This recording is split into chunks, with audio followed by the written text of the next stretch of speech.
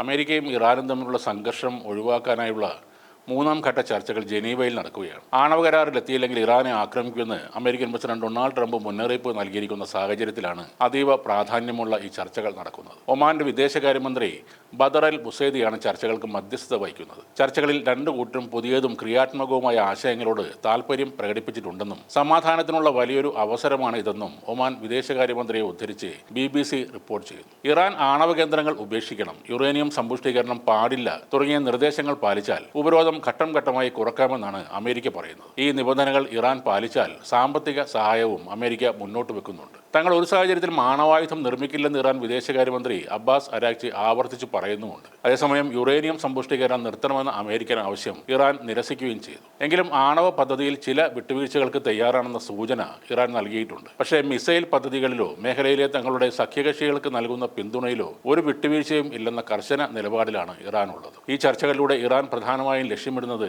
തങ്ങളുടെ തകർന്ന സമ്പദ് വ്യവസ്ഥയെ കരകയറ്റാൻ സഹായിക്കുന്ന തരത്തിൽ അമേരിക്കൻ ഉപരോധങ്ങൾ നീക്കം ചെയ്യുക എന്നതാണ്. 2003 ഇറാഖ് അധിനിവേശത്തിന് ശേഷമുള്ള ഏറ്റവും വലിയ സൈനിക സന്നാഹമാണ് അമേരിക്ക ഇപ്പോൾ മിഡിൽ ഈസ്റ്റിൽ നടത്തിയിരിക്കുന്നത്. ആയിരക്കണക്കിന് സൈനികരെയും യുദ്ധക്കപ്പലുകളെയും വിമാനവാഹിനി കപ്പലുകളെയും ആ മേഖലയിലേക്ക് ട്രംപ് അയച്ചു കഴിഞ്ഞു. നയതന്ത്രത്തിന് മുൻഗണന നൽകുന്നുണ്ടെങ്കിലും ഇറാൻ നേതാക്കളെ സമ്മർദ്ദത്തിലാക്കാൻ പരിമിതമായ രീതിയിൽ ആക്രമണം നടത്തുന്നത് ട്രംപ് പരിഗണിക്കുന്നു എന്നാണ് റിപ്പോർട്ടുകൾ. ഇപ്പോൾ ഇസ്രായേലിലേക്ക് അത്യാധുനിക F-22 റാപ്റ്റർ യുദ്ധവിമാനങ്ങൾ അയച്ചിരിക്കുകയാണ് അമേരിക്ക. ഇതാദ്യമായാണ് ഇത്തരത്തിലുള്ള അത്യാധുനിക വിമാനങ്ങൾ അമേരിക്ക ഇസ്രായേലിൽ വിന്യസിക്കുന്നതെന്ന് ദ ന്യൂയോർക്ക് ടൈംസ് റിപ്പോർട്ട് ചെയ്യുന്നു. ലോകത്തിലെ തന്നെ ഏറ്റവും കരുത്തുറ്റതും അത്യാധുനികവുമായ യുദ്ധവിമാനങ്ങളിലൊന്നാണ് F-22 റാപ്റ്ററുകൾ. ബ്രിട്ടനിലെ താൽക്കാലിക താവളത്തിൽ നിന്ന് 12ഓളം വിമാനങ്ങൾ ഇസ്രായേലിലേക്ക് തിരിക്കുന്നതിന്റെ ദൃശ്യങ്ങളും പുറത്തു വന്നിട്ടുണ്ട്. ഇറാനുമായുള്ള ആണവ ചർച്ചകൾ സ്വിറ്റ്സർലൻഡിലെ ജനീവയിൽ പുരോഗമിക്കുന്നതിനിടെയാണ് അമേരിക്കയുടെ ഈ നീക്കം എന്നത് ശ്രദ്ധേയമാണ്. ചർച്ചകളിലൂടെ ഇറാനെ ആണവ പദ്ധതികളിൽ നിന്ന് പിന്തിരിപ്പിക്കാനുള്ള അവസാനത്തെ ഒരു ശ്രമമായിട്ടാണ് ഈ കൂടിക്കാഴ്ചയെ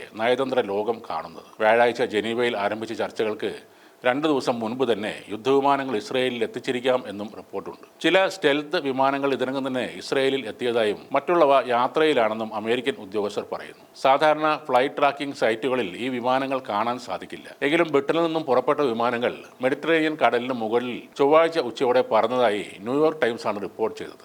ആകാശത്ത് വെച്ച് ഇന്ധനം നിറയ്ക്കുന്ന ടാങ്കറുകളുടെ നീക്കം നിരീക്ഷിച്ചാണ് ഈ വിമാനങ്ങളുടെ സഞ്ചാരം സ്ഥിരീകരിച്ചത്. നിലവിൽ ഉള്ളതോ അല്ലെങ്കിൽ ഭാവിയിൽ ഇനി നിർമ്മിക്കാൻ സാധ്യതയുള്ളതോ ആയ ഒരു യുദ്ധവിമാനത്തിനും F-22 റാപ്റ്ററുകളെ വെല്ലാൻ കഴിയില്ലെന്നാണ് അമേരിക്കൻ എയർഫോഴ്സ് അവകാശപ്പെടുന്നത്. ആകാശത്തും ഭൂമിയിലുമുള്ള ലക്ഷ്യങ്ങളെ ഒരേപോലെ തകർക്കാൻ ഇതിന് ശേഷിയുണ്ട്. കഴിഞ്ഞ ഓഗസ്റ്റിൽ ഇറാനിലെ ആണവ കേന്ദ്രങ്ങൾക്ക് നേരെ അമേരിക്ക വ്യോമാക്രമണം നടത്തിയപ്പോൾ F-22 വിമാനങ്ങൾ ഇറാന്റെ ആകാശ അതിർത്തിയിലേക്ക് പ്രവേശിച്ചിരുന്നതായി പ്രസിഡന്റ് ഡൊണാൾഡ് ട്രംപ് വെളിപ്പെടുത്തിയിരുന്നു. 2 വിമാനവാഹിനി കപ്പലുകളും 60-ലധികം യുദ്ധവിമാനങ്ങളും എത്തിച്ച് അമേരിക്ക ഇതിനോടകം തന്നെ മധ്യേഷ്യയിൽ വൻ സൈനിക വിന്യാസം നടത്തിയിട്ടുണ്ട്. അതിന് പിന്നാലെയാണ് ഇപ്പോൾ F-22 റാപ്റ്ററുകൾ കൂടി എത്തിച്ചിരിക്കുന്നത്.